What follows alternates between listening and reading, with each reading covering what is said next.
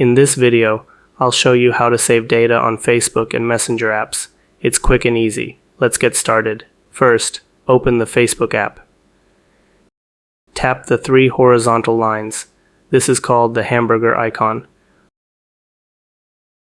Scroll down until you see Settings and Privacy, and tap on it. Next, tap on Settings. Scroll down until you find Media under the Preferences section, and tap on it. Look for an option called Data Saver.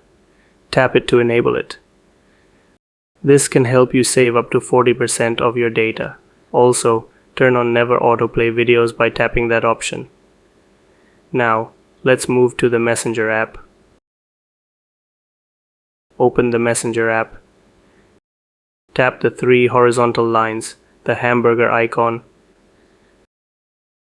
Tap the gear icon to open Settings. Scroll down until you see the Data Saver option and tap on it.